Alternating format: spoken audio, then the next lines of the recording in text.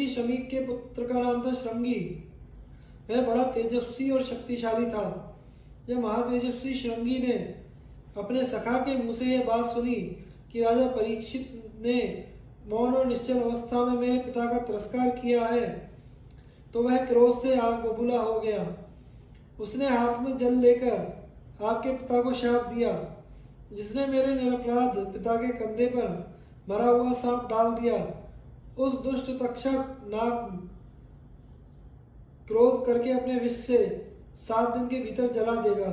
लोग मेरी तपस्या का बल देखें। इस प्रकार शाप देकर श्रृंगी अपने पिता के पास गया और सारी बात कह सुनाई।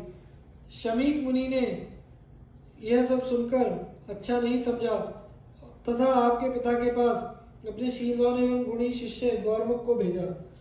गौरमुख ने आकर आपके पिता से कहा, हमारे गुरुदेव ने आपके लिए यह संदेश भेजा है कि राजन, मेरे पुत्र ने आपको शाप दे दिया है, आप सावधान हो जाएं। तक्षक अपने विष से 7 दिनों के भीतर ही आपको जला देगा।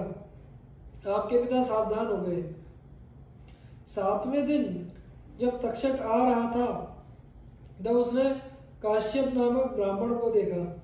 उसने पूछा, ब्राह्मण देवता, आप इतनी शीघ्रता से कहाँ जा रहे हैं और क्या करना चाहते हैं? काश्यप ने कहा, जहाँ आज राजा परीक्षित को तक्षक सांप जलावेगा, वहीं जा रहा हूँ। मैं उन्हें तुरंत जीवित कर दूंगा। मेरे पहुंच जाने पर तो सर्प उन्हें जला भी नहीं सकेगा। तक्षक ने कहा, मैं ही तक्षक हूँ। आप मेरे डसने के बाद उस राजा को क्यों जीवित करना चाहते हैं? मेरी शक्ति देखिए, मेरे डसने के बाद भी आप उसे जीवित नहीं कर सकेंगे। यह कहकर तक्षक ने एक वृक्ष को डस लिया और उसी क्षण वह वृक्ष जलकर खाक हो गया।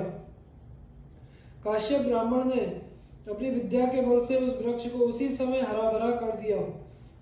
अब तक्षक ब्राह्मण देवता को प्रलोभन देने लगा। उसने कहा, जो चाहो मुझसे ले लो। ब्राह्मण ने कहा, मैं तो धन के लिए वहां जा रहा हूँ। तक्षक ने कहा, तुम उस राजा से जितना धन लेना चाहते हो मुझसे ले लो और यहीं से लौट जाओ। तक्षक का ऐसे कहने पर काश्यप ब्राह्मण मुंह मांगा धन लेकर लौट गए। उसके बाद तक्षक छल से आया और उसने आपके महल में बैठे एवं सावधान धार्मिक पिता को विष की आग से भस्म कर दिया। तदंतर आपका राज्याभिषेक संपन्न हुआ। यह कथा बड़ी दुखद है, फिर भी आपकी आज्ञा से हमने सब सुना दिया है। तक्षक ने आपके